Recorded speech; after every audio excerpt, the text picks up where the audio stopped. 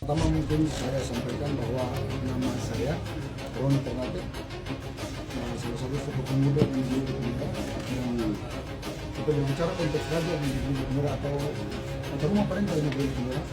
Kemarin saya berkapasitas sebagai tim 11. Ada tim 11 ini dibentuk oleh pemerintah negeri dan sendiri untuk memvalidasi atau meminta seluruh dokumen dari mata rumah masing-masing di Bukit Merah untuk memberikan dokumen tersebut dan kita memvalidasi bila perlu mengecek dengan forensik di masyarakat supaya kita mendapat suatu kebenaran yang pemerintah desa. Karena perlu saudara perlu tahu semua bahwa di Bukit Merah ini orang yang pernah menjadi raja itu banyak. Bahkan kemarin 2006 sampai 2012 adalah orang tua saya Haji Awal Ternate yang diberikan rekomendasi dari beberapa marga adat dan secara lisan beliau datang kepada pimpinan untuk meminta rekomendasi dan itu saya mendapat keterangan dari beberapa saksi yang ada saya. Jadi perlu saya tekankan di sini bahwa persoalan raja ini telah selesai. Saya melakukan aksi ini tidak semata-mata untuk memprovokasi negeri atau situasi jadi gonjang lagi, tidak. Di sini lebih kepada situasi tindak pidana murni. Tindak pidana murni yang dimana terindikasi pelakunya adalah saudara anakku. Kenapa? Pada saat kita tim 11 berproses di penetapan mata rumah perintah, itu tidak ada pernah dokumen-dokumen yang dari saudara Tony Lelusa. Kenapa saya bilang dari saudara Tony Lelusa? Karena pada saat Tony Lelusa menyerahkan dokumen tersebut kepada adalah saya juga ikut menghadiri karena saya dipanggil untuk menghadiri acara tersebut. Begitu dikasih, itu prosesnya sudah telah selesai. Dan dari pihak Nurlete sendiri telah mengeluarkan surat keputusan mata rumah perintah bernomor SK 01 tahun 2020. Iya. Atas dasar SK tersebut, sendiri keluarga mata rumah telah menggugat SK tersebut ke Pengadilan Keputusan Negara. Kami berpikir bahwa keputusan tersebut merupakan keputusan pejabat keputusan negara atau badan pengadilan. Setelah berproses di PTN, hasilnya seperti tadi Ibu sampaikan bahwa tidak ada pihak-pihak yang dirugikan. Berarti dia status dikembalikan kepada sendiri. Nah, Nurlete berpendapat kita berpegang kepada status ini. Karena PTN memutuskan belum masuk pada substansi. Dia hanya mengikut apakah keputusan ini dia menggunakan keputusan negara, lembaga keputusan negara. Terus apakah keputusan ini dia punya kewenangan dari lembaga negara? Yang berikut, apakah sendiri telah melakukan prosedur sesuai dengan ketentuan Perda 8910? Nah itu yang dikuliti oleh majelis hakim di Pengadilan Negara. Jadi hari ini saya melakukan aksi demonstrasi berdasarkan laporan polisi dari Muhammad Said Nurlete, mantan kuasa ini. Dia melaporkan itu tanggal saya lupa tahun 2021. Itu dilaporkan tahun 2021 terkait dengan kasus terkait dengan pelaporan pengaduan menggunakan dokumen palsu pada saat proses persidangan. Di dalam proses itu saya tidak tahu, saya dipanggil diberikan surat undangan untuk mengklarifikasi sebagai saksi. Setelah saya baca, itu ternyata sudah lama dari tahun 2021. Tapi sebenarnya terkait apa? Saya melihat dokumen-dokumen yang dilaporkan, ternyata ada 2 dokumen yang menerangkan tentang keturunan saya ke atas. Dan 2 dokumen itu sangat menentukan kemudian pada saat itu. Karena 2 dokumen itu cikal bakal peralihan antara Atala dan Nurlete. Karena pada saat itu dokumen tersebut menyampaikan bahwa Abdul Qahar Atala memberikan mandat kepada Muhammad Malik Ternate. Yang notabene adalah warga Ternate di Batu Merah hanya kami. Bahkan di Pulau Ambon hanya kami. Kami punya saudara Ternate, marga Ternate ada di Namlia. Nah dari bukti surat mandat tersebut, makanya saya mengecek langsung ke keluarga besar saya di Maluku Utara, cek bahwa apakah ada Terus surat mandat tersebut tertanggal 17 Juni 1926 dan surat itu diberikan oleh Abdul Qahar Hatta, diberikan kepada Muhammad Malik dengan pemerintahkan untuk segera melakukan musyawarah adat.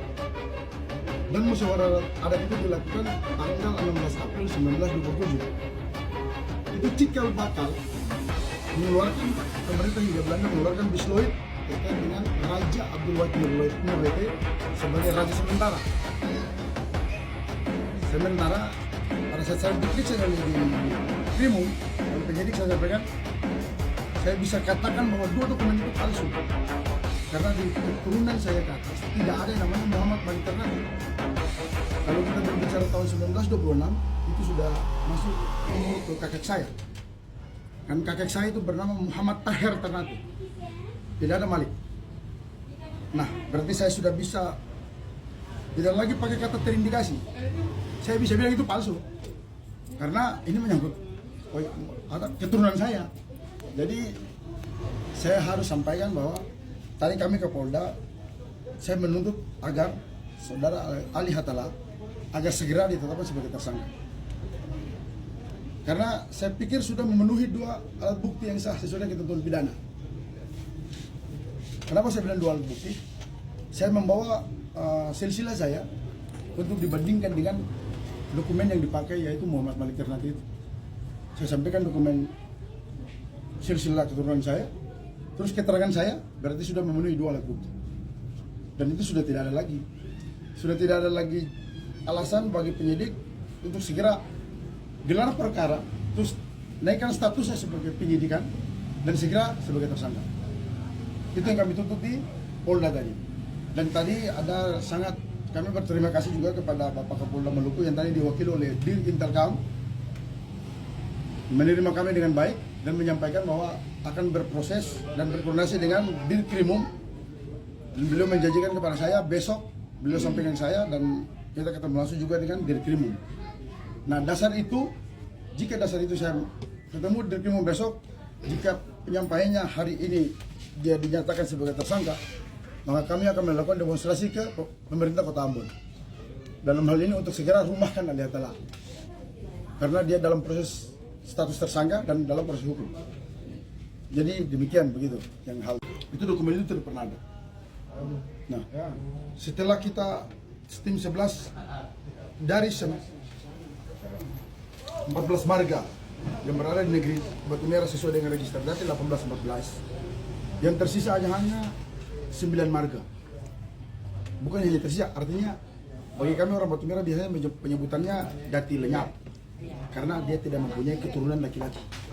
Dia hanya mempunyai keturunan perempuan, tapi secara kebetulan negeri kami negeri Islam, kami tetap memakai hukum faraid.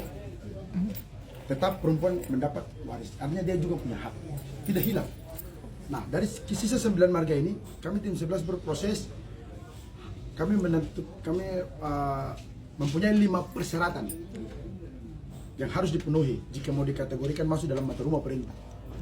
Nah, dari 5 persyaratan ini hanya Hatala dan Nurlete memenuhi. Jadi kita serahkan kepada Saniri Negeri dan Badan Negeri untuk digodok, diputuskan. Nah, dan itu sudah selesai. Makanya tim 11 yang tadi ditanyakan, jika saya mau menyampaikan hal itu, kapasitas saya sebagai apa? Dan hari ini saya tidak menyampaikan soal aspek adatnya. Saya menyampaikan soal keturunan sayanya. Nanti jika persoalan hak adat itu lebih baik ditanyakan kepada mata rumah Nurlete. Kenapa? Karena sesuai dengan ketentuan hukum pidana, kalau tidak salah pasal 263 orang yang membuat surat, terus pasal 264 itu orang yang menggunakan dokumen itu, karena dia berakibat menimbulkan hak kepada seseorang.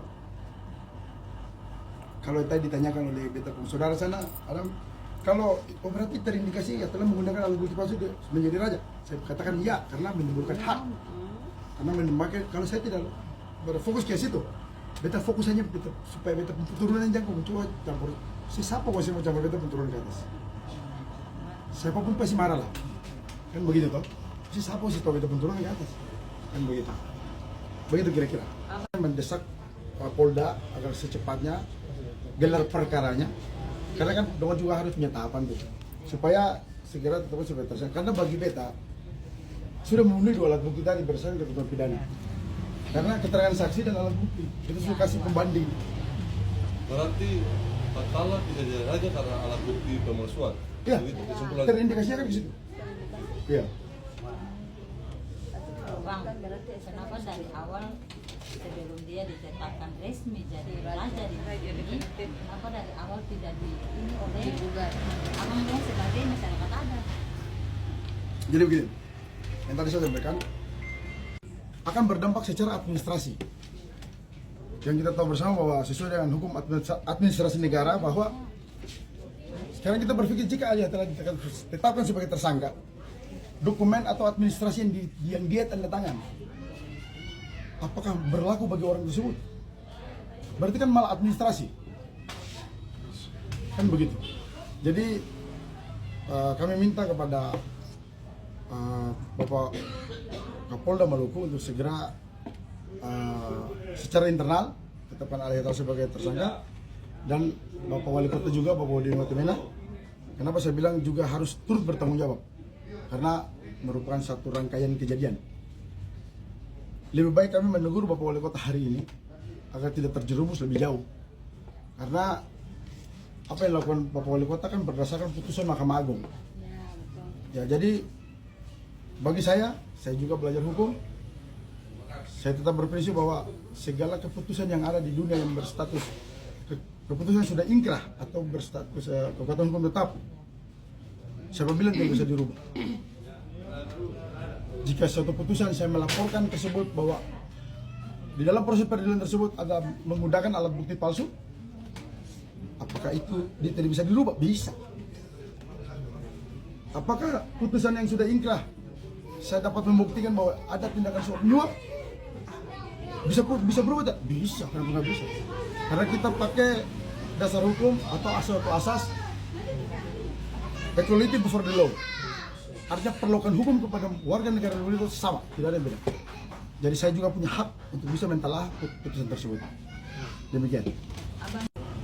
Beta kenal baik dan tahu persis siapa itu Beta Wali Kota. Beliau tidak pernah mencampuri intervensi soal adat istiadat atau keputusan adat. Beliau tahu persis. Dan beliau juga sangat berharap, kemarin waktu proses raja juga, beliau juga sering berkoordinasi kedua belah pihak, beliau berkoordinasi. Kalau beliau berkoordinasi, jadi bukan Beta mau membela beliau di sini, tapi makanya tadi Beta sampaikan, Beta pernah sampaikan bahwa makanya hal ini jika palsu yang digunakan terkait dua dokumen itu, yang lain Beta tidak bisa berkomentar karena dua dokumen ini kan menyangkut Beta punya keluhan.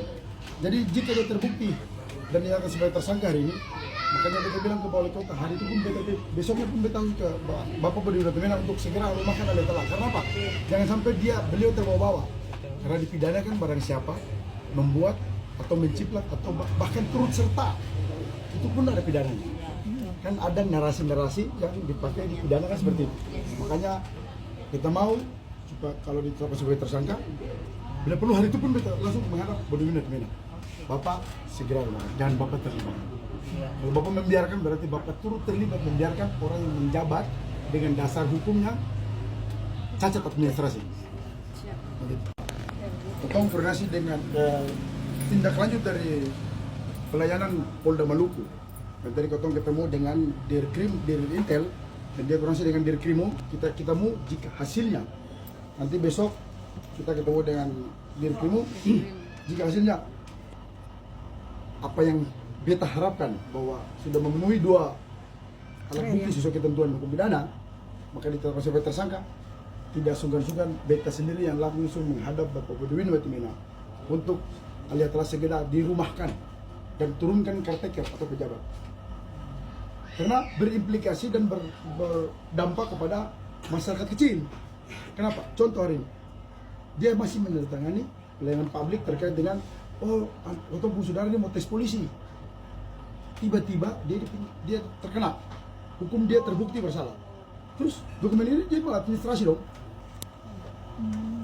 Kan seperti itu. Saya ditandatangani dengan masih mendapat jabatan dari pembuktian pidana ahli terbukti. Kan seperti itu. Dan itu fatal. Jadi makanya sebaiknya kita mencegah. Oh, dengan adanya bukti itu sehingga harus yang dinyatakan Hatala itu Nurliati itu benar dengan yang keras keturunan tadi itu. Yang tadi ke polisi yang masuk itu kan. Nah, makanya jadi soal kelanjutannya seperti apa nanti kita tunggu. Besok saya ketemu dengan Dirkrimum untuk melihat sejauh mana proses.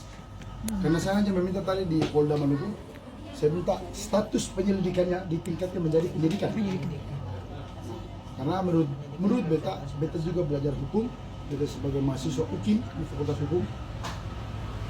Beta tahu 2 alat bukti saya sudah cukup untuk tetap seorang sebagai tersangka.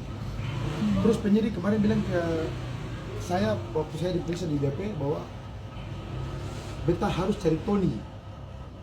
Beta bilang Pak penyidik itu pidana berbeda. 263 itu orang yang membuat. Itu nanti Bapak penyidik dan Tony sendiri. Yang beta kejar ini yang menggunakan.